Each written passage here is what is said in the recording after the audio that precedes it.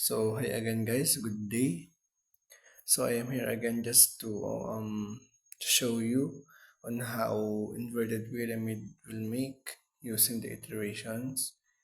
And ayun nga, and dito yung ano ko. Nalagyan ko ng output and then let's move here. So initialization size is 3. So as a user, pinili kong size is 3 para hindi gaano malaki. Para hindi gaano madami or something ganyan. Para mas madali pating ipaliwanag and just to be easy for you to to cope or parang makasabay, parang hindi gaano malito ganyan. So ayan, size ko is 3. So since ang size kong inilagay is 3, so let's assume na matatapos siya sa 3 sa pangatlong may bababa ng ganun ng pyramid. So ayan. So since nag-start ako sa 0, edi 0, 1, 2. 0, 1, 2. Kasama yung 0. Hindi na kasama yung mismong 3 kasi nag-start sa 0, 0, 1, 2. Let's start. So we have here a condition and the initialization. Initialization I is equal to 0, which means ang value ng I natin is 0. And then, since nabigyan natin ng value yung I, so we're going to move here sa condition. So yung I nga is 0, so and then the size is 3. So that means 0 is less than 3, so true. So mag-move tayo dito sa inner loop. Sa inner loop, meron din tayo dito initialization, of course, and then the condition. So since ang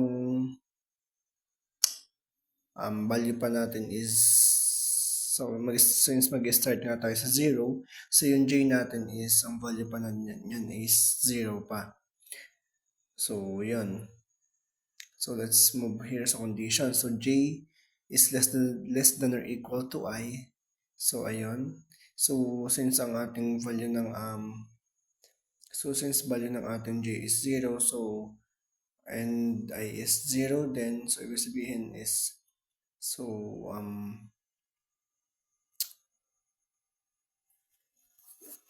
ayun, 0 is less than or equal to 0, ibig sabihin true. So ibig sabihin dahil nag-true siya, baba ulit tayo dito. So since ay na nga ang value nga ng ating j is 0 and then I is 0, so ibig sabihin dito pa lang, so in j is equals to I, ibig sabihin yung dalawang value na is magkaparehas, parehas 0, so ibig sabihin 0 is equals to 0, ibig sabihin true na yon.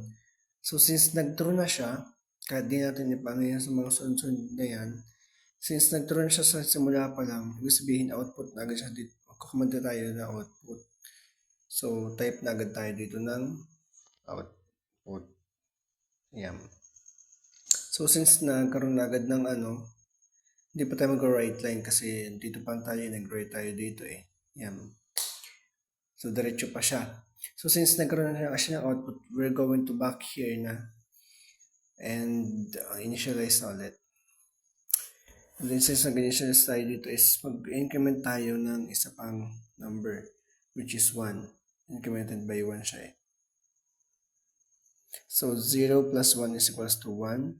So ay move tayo dito sa condition. So since ang value ng j natin is 1 is less than or equal to I, which is ang I natin is 0. So 1 is less than or equals to 0. So false siya. So ayan.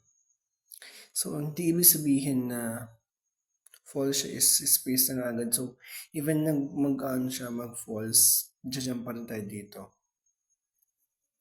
Tapos kapag hindi siya mismo na-satisfy, hindi saka tayo mag-declare ng command na space. So ayan. So since ang value ng ating j is 1, so ang mangyayari dito is int j or yung 1 and then is equals to I, ang i natin is 0. So false pa rin siya kasi I mean 1 is equals to 0, false. Then next is, dito tayo, j, which is j natin is 1 and then the size is 3, is j is less than 3. So ayun, nagka-true na. So ibig sabihin, kung wala tayong pakialam dito or dito sa sunod, basta't mag-true na siya, we're commanding an output na. So we're, okay tayo dito, then type. Ayan.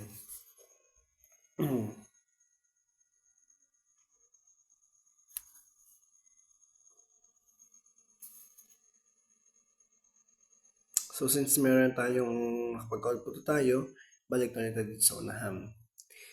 Since right yung output dito, ibig sabihin diretso pa rin tayo pa ganun, pa horizontal pa rin. So, ayun, pandalawang output na yun, and then initialize, then increment na ulit tayo, incremented by 1 na ulit. So, ibig sabihin, added by 1 na ulit. 1 plus 1 is equals to 2. So, last 1 na yan. Kasi hanggang 3 lang, kasi 3 yung size natin eh. So, pasok sa condition, value ng j is 2. So, that is why we are convert it. Hindi. We can read it. Basahin natin siya ng, di ba since j is 2 and then I is 0. So, is 2 is less than or equals to 0. So, false siya. So, like what I said earlier, not ibig sabihin na false siya is false na talaga. Hahayaan natin siyang space. So, pwede pa tayong tumalon dito sa isa pa. Just to have, parang kumbaga, baka may pag-asa pa ganun or magka-draw pa rin siya. So, since andito na yan, then, pasok ka dito sa initialization. So, j is equals to 1. So, since ang value natin ng j is 2 and then I is 0, so, false yun. Then, go back. Dito pa tayo. Then, since ang value ng ating j is 2 and then the size is 3, so 2 is less than to 3. Ibig sabihin, true na siya. Hindi natin kailangan tingnan itong mga susunod kasi nga nag-true na siya. Ibig sabihin, output, may recommending ng output na. So, ibig sabihin nun, type na ulit tayo dito ng sagot. Ng output. So, ayan. So, since natapos na siya, kasi di ba ang ating size is 3, so natapos na siya doon, natapos na siya ng output ng 3, sabihin, console right line na tayo, ibig sabihin, pababa na. Ayan. Ay, hindi. Mali. Baba na tayo. So, ayun. Since magbabago na tayo, focus tayo ulit sa outer loop, sabihin, baguhin ulit natin itong mga to. Ayan. So, ayan, panibagong initialize, mag-initialize ulit tayo ng outer loop. And then, yung value natin ng I is, we're going to increment it by 1. Ibig sabihin, 0 plus 1 is 1. So, since meron tayong value ng I is which is 1, pasok tayo sa condition. So, yung ating bang I or yung 1 is less than basta sa 3, sabihin true, pasok tayo dito. Then since nag-start tayo sa 0, ayun, sa taas, sabihin yung hayaan muna natin na ang value ng ating j is 0. Then pasok tayo sa condition, and then 0 is less than or equals to I na 1. True na agad siya. Ibig sabihin, dito na tayo mag-focus. Ibig sabihin is, hindi pala, sorry guys. True siya. Ibig sabihin, pasok tayo dito. Pero pwede nga yun, oo. Pwede nga. Kasi true na siya dito, true na din. Pero hindi pa rin pala. No, mali. Pasok nga dito. So, since ang value ng ating j is 0 pa din, and then I is 1, so is j is equals to I or 0 is equals to 1. So, false, then j is 0, and then size is 3. So, ayun, may true siya. Pero since dito pa lang is ano na, true or something, or ayun, true siya, then magkakaroon din siya ng console right line, ibig sabihin, space nga natin yun. Ayan. So since nag-space na tayo or false na kasi nga, ayun nga, nakalagay naman dito. Pero we can try to find natin dito. So since nag-true nga doon, but nakalagay kasi is ano may times siya may times. Yung size is times 2, 3 times 2, 6 minus I is 1 minus 1 and the true pa rin siya. May ganun pa din. Yan na natin yan. Since nandito naman, console right then space. Kapag space tayo dyan.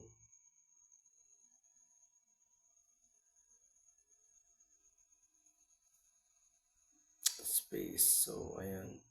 Since tapos na tayo doon, and then balik ulit dito, kasi may output na, then we're going to initialize na, and then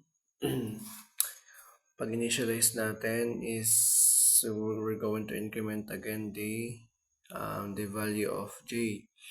So which means ang dating 0 magiging 0 incremented by 1 is magiging 1. So 0 plus 1. And then after that, we're going to focus here in the condition. So sabihin, so since the value of j is 1, ang j natin is, ang I natin is din 1 din. So sabihin is 1 is less than or equals to 1, ibig sabihin true. So nag-true na doon, ibig sabihin pasok ko tayo dito. So since nag-start na tayo sa, since ang value ng ating j is 1 and then I is 1, 1 is equals to 1, so sabihin true. So we are going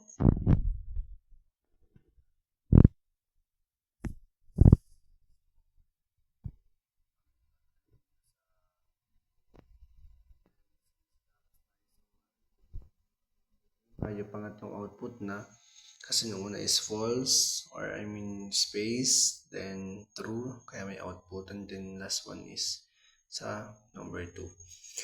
So ayun, we're going to initialize na ulit and we're going to increment the value of j. So since ayun na nga,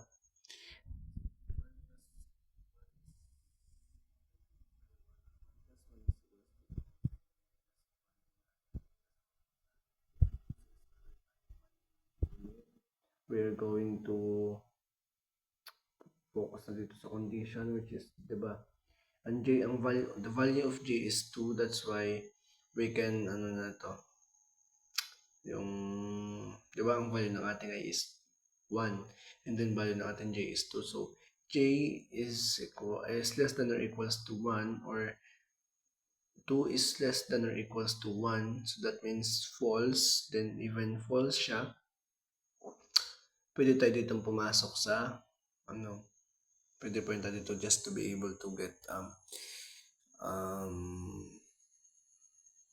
outcome or output. To try natin ulit. So since value ng ating j is 2 and then sa y I is 1 pa din, so j is equals to I is, or 2 is equals to 1 is false. Focus here, and then just like what I said kanina, size is 3 times 2, 6 minus I is 1, 5 minus 1 is 4, and since the value of our j is 2, so 2 is less than 4, that means true. So ayun, may output ulit tayo, and then since may command output na tayo, then type natin dito. So since ayun, natapos na tayo, may output na, then pasok mo ulit tayo dito sa here, sa outer loop, balik na tayo. So we're going to initialize na ulit and increment, and then focus sa condition. So since nakadalawa na tayong output, 0 and 1, pangatlo na to, and bababa na tayo dito. So, ayan, balik. So, since mag-initialize na, and then increment yung value ng ating I, we're going to increment it by 1 ulit. So, 1 plus 1 is equals to 2. Then, focus sa condition. And then, the I or the number 2 and less than size, which is the size is 3. So, true siya. Then, papasok dito sa inner loop. So, for initialization, j is equals to 2. Or papunta natin yan kasi bago na ulit. 0 na ulit yan. And then j is 0 na nga ulit. Focus sa condition. And then since the value of j is equals to 0 and the I is 2. So 0 is less than or equals to 2. Ibig sabihin correct or true. Pasok dito. Pwede natin siyang sige, pwede pa. So since the value of our j is 0 and then the I is 2, it is false na siya. And then, so ayun, since nag-false na, ibig sabihin, false. Ibig sabihin is, space.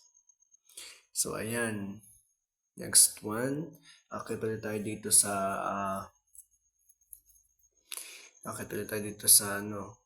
here. And then since natapos tayo sa value ng 0, or natapos tayo sa value ng j, which is the 0, and then ngayon we're going to increment yung 0 to 1. So between 0 plus 1 is equals to 1. And then pasok sa condition since the value ng j natin is 1 and then less than or equals to I, which is ang equal natin na 2. True siya, papasok mo dito. For in j is equals to I. So since ang j natin is 1 and then the I is 2. So false na agad. And then ayun, console right.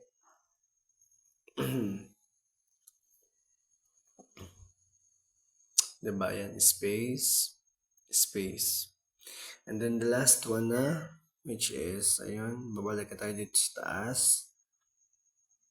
And then palitan na natin to for the last one na.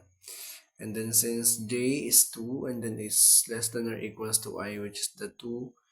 So 2 is less than or equals to 2, true na agad siya. Ibig sabihin, last na yun, no? Pangitan na agad na, true na siya. And then j nga and I is parehas na. So 2 is equals to 2, true na siya. And then we're commanding an output. We can type, wait lang. Space, we can type here, and output. And then, ayun, kung makikita nyo. And then, palitan na natin ulit to. Just, kasi try natin i-run. Yan, and dito. So, ayan. Natapos na natin. And then, try natin i-run. So, ayun. Lumabas ang inverted pyramid. And then, same na rin dito sa ginawa natin dito sa taas.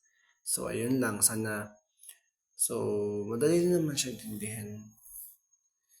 Kung naunawaan nyo lang talaga. And then, so, ayun, ganun lang. That's it. So, ang inverted pyramid. So, I hope naman natuto kayo and nag-enjoy sa panonood. So, yun lang. Thank you.